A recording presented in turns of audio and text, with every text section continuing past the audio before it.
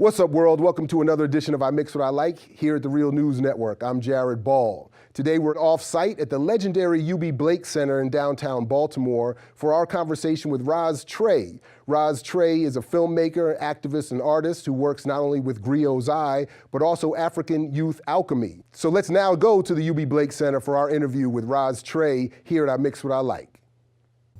All right, Ras Tre, thanks again for joining us here at I Mix What I Like in the Real News Network. We appreciate you coming in. Thank you for having me. It's a pleasure.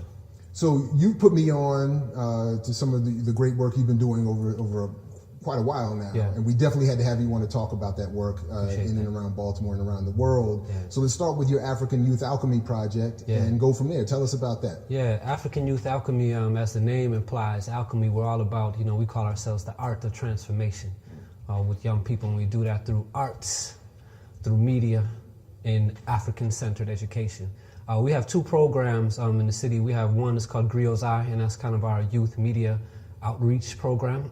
We partner with youth that are in schools, community organizations, anywhere where we identify young people that have a clear need for media access, go in and give them training, give them cameras, send them out into their communities to really address issues of immediate relevance in their lives through film and photography. And then to produce films and then have screenings. We invite the community to come out because it's about generating dialogue, but ultimately action towards the issues that are important to the young people. And then the second program is called I Am, which stands for Independent African Minds. That program is really close to my heart. That's it's a rites of passage and a cultural education program. So, we look to give young youth of color, particularly all the knowledge of self that they're not going to get in the standard American school system that we know is broken in many ways and falling through the cracks are largely black males. And so it's really addressing that phenomenon and that particular sector of young people specifically. And it culminates in actually taking them to Africa. It's all about, as I said, learning self. And so we have spend a considerable amount of time about learning African history, diaspora and history, culture. And we culminate in taking a 4-week travel study to Africa during the summer. And I can say, it's an understatement to say it's life-changing for these young people. They literally come back as new people, their eyes have been opened. They don't realize how far they have changed until they return back to Baltimore. It's almost like someone has opened their eyes. They've had a chance to, have sight for the first time. And then now they got to go back to a world full of blind people. And, they have a lot of anxiety actually around that, traveling to Africa, what people consider culture shock. It's not really so serious, or it's not a big impact traveling to Africa. But coming back home, they start looking at it being like, wait, why are there so many abandoned buildings in the city? And why do we have food deserts? And they start asking questions and connecting dots that it can only happen when you really expose people to stepping outside of their comfort zone, stepping outside of their box of familiarity, and really challenging them to grow, to see in a different perspective. And it gives them a lot of insight. And they come back and are really critical of American culture, especially our education system. Because they're surrounded by young people who are thirsty and hungry for knowledge. Their peers in Africa come up to them and say, "Hey, you got a pen? You got a pencil I can have? A notebook?" Simple things like that they might throw away on a daily basis here that just makes them reflect for a moment and start to be like, all right, why do we have access to all these computers but nobody's in the computer lab? If they are, they only want to get on Facebook or the social media. It impacts them to see their peers hungry for opportunities, hungry for education. They don't have any issues with government closing the rec centers because government isn't building any rec centers for them. The young people on the African continent, if they want to do something for their community, they have to put their resources together.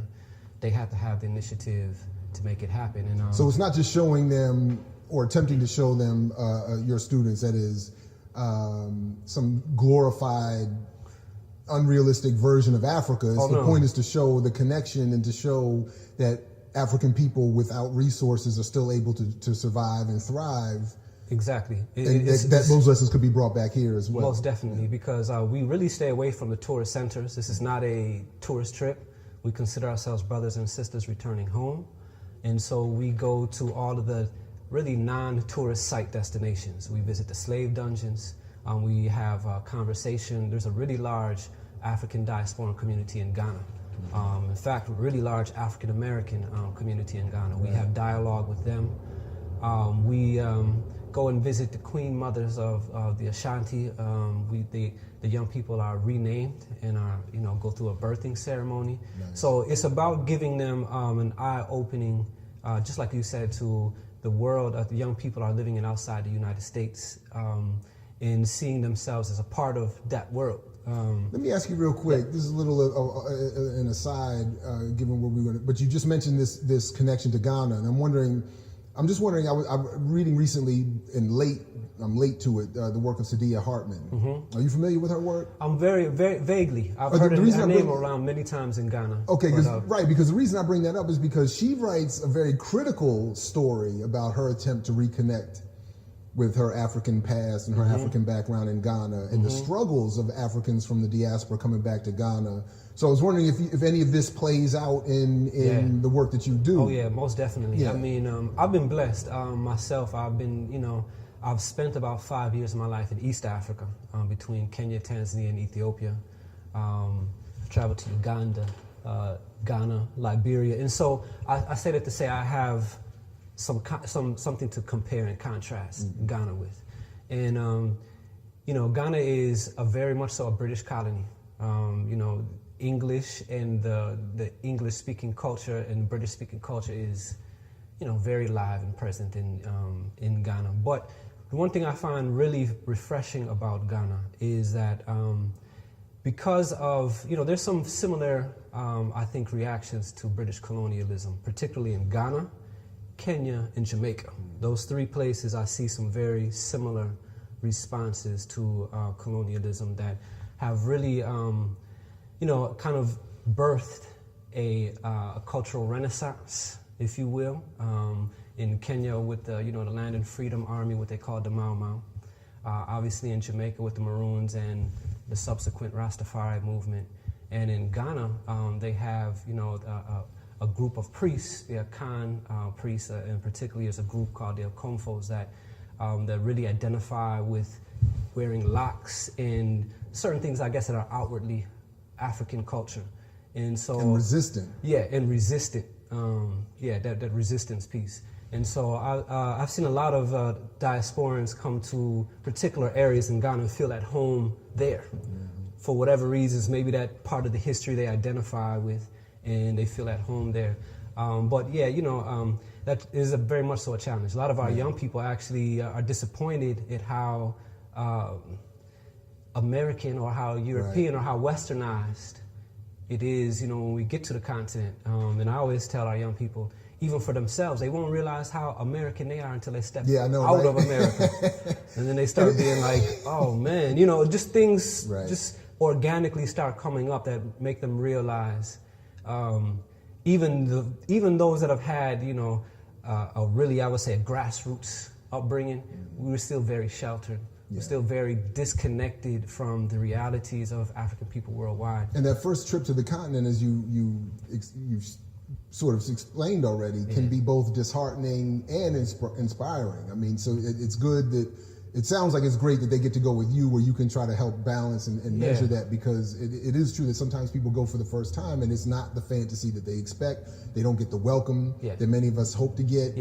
And then, but very quickly, before we move on, because I do want to come back to some of your work specifically, but I'm sure that there are some who will see this who will have a certain reaction to your constant reference to African and African-centered. Being an English speaker, being here in Baltimore, I believe originally you're from Chicago. From Chicago, that's right. So this question of how is this African identity important to you? How do you use it? How do you even understand it? And how do you teach it to the young people that you work with?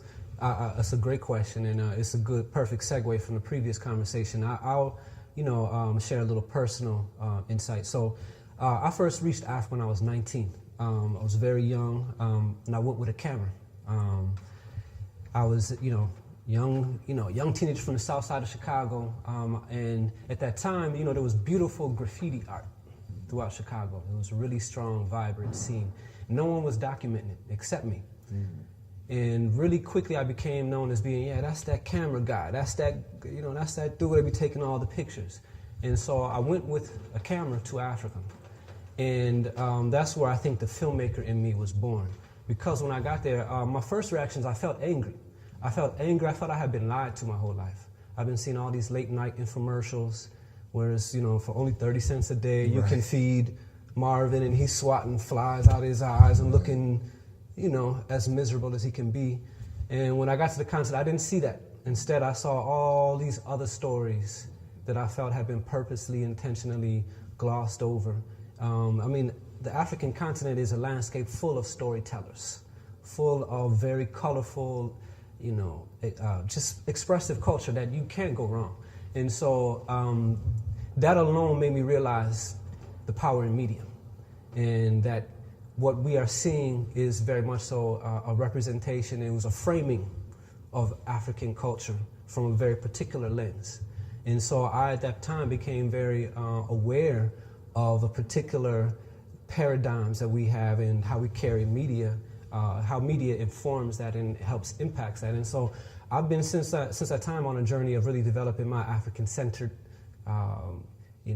cosmology perspective. When you say African-centered, quickly tell us what you mean by that? What I mean is placing Africa at the center of all of you, whether talking about social, economic, indicators, whether we're talking about cultural indicators, placing Africa and its people as one people, and using that as pretty much the definition for which we look at the world. So, we're not minorities, for example. We, African people, brown-skinned, blacks, brown-skinned and dark-skinned people are the majority of this world's population.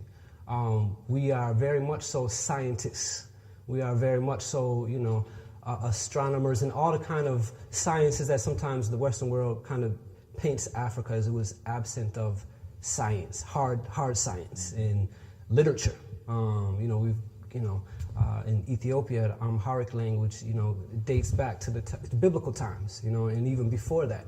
And so when I speak of African-centered, I'm speaking of all of our arts, our sciences, our history, our modalities of expression that, kind of unite us and keep us in common.